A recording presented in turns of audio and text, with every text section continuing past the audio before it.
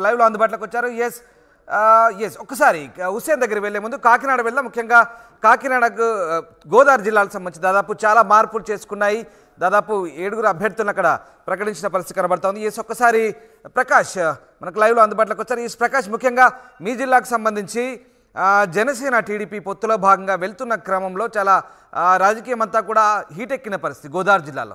ఈ నేపథ్యంలో తాజాగా ముఖ్యమంత్రి ప్రకటించిన అభ్యర్థుల జాబితాకు సంబంధించి ఎట్లాంటి పరిణామాలు చోటు చేసుకునే అవకాశం ఉంది? వైసీపీకి ఏ రకంగా కలిసి వచ్చే ఛాన్సెస్ ఉన్నాయి? ప్రకాష్. మనోజ్, ప్రధానంగా చూసుకుంటే ఉమ్మడి తూర్పుగోదావరి జిల్లాలో మనకి ప్రధానంగా 19 నియోజకవర్గాలు ఉన్నాయి. 19 నియోజకవర్గాల్లో కూడా భారీగా వైసీపీ అయితే మార్పులు అయినా చేసేవని చెప్పవచ్చు. ప్రధానంగా ముఖ్యంగా గోదావరి జిల్లాలోనే ప్రధానంగా టార్గెట్ పెట్టారు.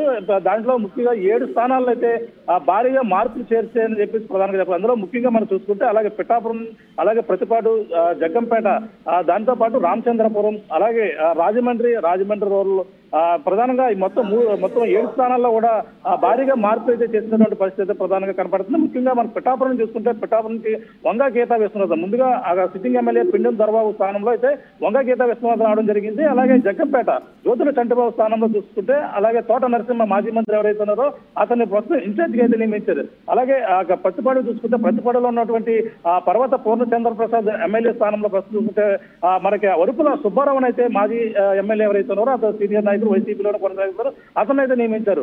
ముఖ్యంగా రామచంద్రపురంలో అలాగే పిల్లి బోసు ఎవరైతే ఉన్నారో ఎంపీ తనయుడు కుమారుడికి అయితే అక్కడ అవకాశం ఇచ్చింది. మొదటి నుంచి కూడా అక్కడ వేణుగోపాల్ అయితే మాజీ మంత్రిగా ఉన్నటువంటి వేణుగోపాల్ స్థానంలో పిల్లి బోస్ కుమారుడు ఎవరైతారో సూర్యప్రకాష్ అయితే అక్కడ స్థానం అయితే ఇప్పుడంతా కూడా సిట్టింగ్ అక్కడ ప్రధానంగా ఇచ్చిన పరిస్థితి. అక్కడ నుంచి వేణుగోపాల్ తీసుకెళ్లి రాజమండ్రి రూరల్లో మొదటి నుంచి అనుకున్నట్టు విధంగానే రాజమండ్రి రూరల్లో అయితే చెల్లిపోయిన వేణుగోపాల్ అయితే అక్కడ ఇప్పుడు ఇన్ఛార్జ్ గా అయితే ప్రకటించారు. అలాగే ముఖ్యంగా ఎంపీగా కొనసాగుతున్న రామచంద్రపురం లొల్లి చాలా పెద్దగా నడిచింది వైసీపీలో. అక్కడ పిల్లి సూర్యప్రకాష్ కు సీటు ఆయన మొదటి నుంచి కూడా డిమాండ్ చేస్తారు, కానీ చెల్లిపోయిన వేణుగోపాలకృష్ణ మంత్రి ఆయన ససేమీరా అన్న పరిస్థితి అప్పట్లో ఉంది. బట్ చాలా అనూహ్యంగా ఆయన రాజమండ్రికి వెళ్లాల్సి వచ్చింది. రాజమండ్రి రూరల్కి ఆయన షిఫ్ట్ చేశారు. అలాగే ఇక్కడ సూర్యప్రకాష్కు టికెట్ ఇవ్వడం జరిగింది. అలాగే ఇక్కడ జగ్గంపేట సంబంధించి తోట నరసింహం టికెట్ కేటాయించడం జరిగింది. సో ఇవన్నీ కూడా నాటకీయ పరిణామాలు ఉండేవి. సో వీటన్నిటిని కూడా పార్టీ అధినేత ఎలా సమన్వయం చేశారు? ఈ నేతల మధ్య ఎట్లాంటి కోఆర్డినేషన్ చేయగలిగారు? అదే మొదటి నుంచి కూడా గత కొన్ని రోజుల నుంచి సీట్లు విషయం ప్రకటన విషయంలో కూడా కొంచెం చాలా ఆలోచనలో చేశారని చెప్పొచ్చు. ఎందుకంటే మొన్న 4-5 రోజుల క్రితమే ఈ యొక్క అనౌన్స్మెంట్ వస్తుందని తూర్పుగోదావరి జిల్లా నుంచి లిస్టు వస్తుందంటూ ప్రకటన రావడం జరిగింది. కానీ అనూహ్య మార్పులు ఉమ్మడి తూర్పుగోదావరి జిల్లాలో జనసేన అధినేత పవన్ కళ్యాణ్ అయితే ఇక్కడ సమావేశాలు నిర్వహించడం, అలాగే 3 రోజులు అయితే పర్యటన చేయడంతో వైసీపీ అనే వ్యూహాన్ని అయితే మార్చుకుంది. అక్కడ ఉన్నటువంటి నాయకులందరూ కూడా నచ్చతిప్పే ప్రయత్నం చేసింది. ఎవరైతే సీట్లు లేవని మొదటి నుంచి ఎవరైతే అనుకుంటున్నారో వాళ్ళని జనసేన వైపు కూడా చూస్తున్నటువంటి పరిణామాలు కూడా గమనించినటువంటి పరిస్థితి ఉంది.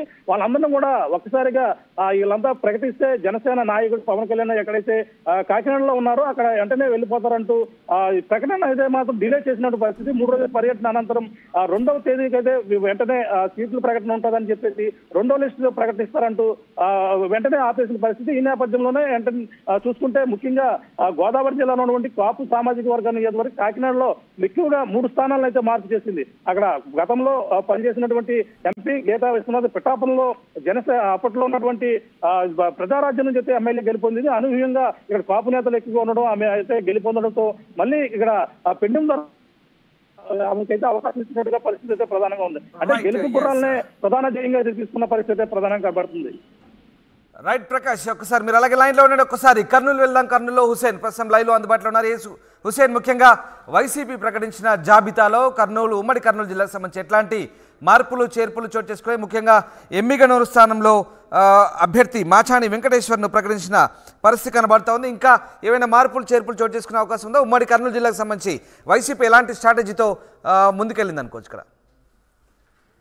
రామదాస్, ఉమ్మడి కర్నూలు జిల్లాలో వైసీపీ క్లీన్ స్వీప్ చేసేందుకు 2019 ఎన్నికల్లో ఏదైతే 14 సీట్లు క్లీన్ స్వీప్ చేసిందో మరోసారి రాబోయేటువంటి ఎన్నికల్లో కూడా క్లీన్ స్వీప్ చేసేందుకు వ్యూహం రచిస్తా ఉంది. ఇప్పటికే ఆ మార్పుల చేర్పుల్లో భాగంగా ఎమ్మునూరుకు సంబంధించినటువంటి చేనేత సామాజిక వర్గానికి సంబంధించినటువంటి మాచారి వెంకటేష్ ని ప్రకటించారు. స్థానికంగా ఉన్నటువంటి చెన్నకేశ్వరరెడ్డిని ససమేర అన్నటువంటి నేపథ్యంలోనే అధిష్టానం ఇద్దరిని పిలిపించి ఒప్పించి తన ద్వారానే చెన్నకేశ్వరరెడ్డి తన తనయుడి జగన్మోహన్ రెడ్డి కోసం అక్కడ స్థానికంగా సీట్ కేటాయించాలని అధిష్టానం మీద పెద్ద ఎత్తున ఒత్తిడి తెచ్చినప్పటికీ అధిష్టానం అక్కడ బీసీకి కేటాయించాలని డిసైడ్ అయింది.